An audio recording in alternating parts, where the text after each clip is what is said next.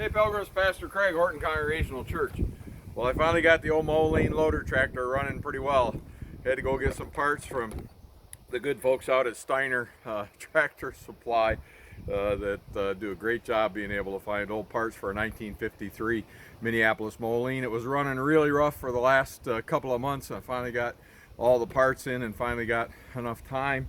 Replaced the distributor cap, I replaced the rotor, spark plugs, condenser, and points. And unfortunately I did those about a couple at a time thinking I could cheapen it out, but replaced everything eventually. And now you just heard it running by as it drove by, and that is about the best that it ever runs. So we're gonna go split some wood today. It's quite a bit warmer, and it's a good time to get that done. But you know, replacing all these electrical parts got me thinking about three instances of healing that we read about in Luke 7 and Luke 8 that Jesus did with various people. One of them being the centurion's servant, one of them being Jairus' daughter, and one of them being the woman who had an issue of blood. And each of these kind of highlights a different way in which Jesus interacted with those people who had come to him for healing, and come to him in the case of the centurion's servant and of Jairus' daughter. They were dying. In the case of the woman with the issue of blood, she probably was dying too, only over a longer period of time, having, oh, you know the story, having spent all of her money on doctors and cures, and still had the same physical issue. And went to Jesus. Since we're into this story, we might as well continue with it. Jesus was in a crowd walking along, and a lot of people there along with him, and in close proximity. And the woman thought, if I can just touch the hem of his garment, then I will be healed. And she did. She managed to get her way in, which was remarkable in and of itself, given the fact that with her issue of blood, people would have shunned her, considered her unclean. But she made her way in, touched the hem of Jesus' robe.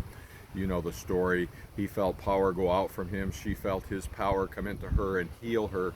And then he turned and talked with her and finished up that scenario. But you know, as I was thinking of these ignition parts, that kind of reminded me of a set of points that I replaced. You know, they snap in and out really quickly, boom, boom, boom, boom, boom, boom, boom, to make that spark when it's supposed to. And those people that were jostling Jesus as he went down the street, and that woman with the faith to know that if she could just touch the hem of his robe, you know, she could just make a quick contact with him, that she would be healed. And so in that case, here we had this woman pursuing him, only wanting to touch his clothes, and knowing by faith that there would be healing power in that.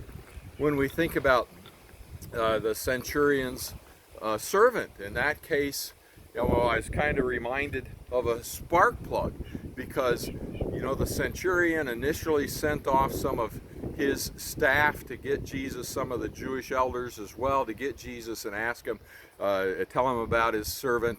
The Jewish leaders made the case for the centurion, said he helped build our synagogue, and he really deserves this kind of thing. And Jesus said, okay, fine, let's go to his house. Before he got to the house, the centurion sent additional staff of his, telling Jesus, don't bother coming to my house. I am not worthy to have you come under my roof. And he says, I just say the word, and I know that my servant will be healed. And Jesus commended him for great faith and healed him from a distance. At that instant, the servant was healed. And that kind of reminded me of a spark plug.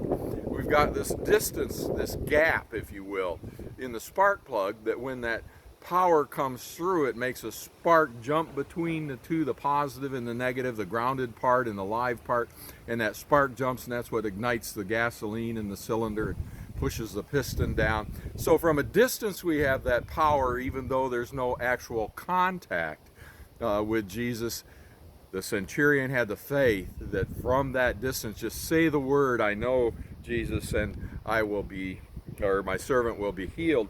And then this whole rotor and distributor cap that kind of started the whole issue with needing to repair the old Moline, who was running really rough. And I thought, well, let's take a look at what's going on in there. and I pulled the distributor cap off. You probably can't see very well, and I pulled the rotor off. I've cleaned the rotor off. It was all rusty and nasty, and the inside of the distributor cap's all worn down, and it wasn't making the contact. For these two pieces to work together, there has to be contact between the two of them. It's not like a spark plug where it jumps the gap. It has to be contact.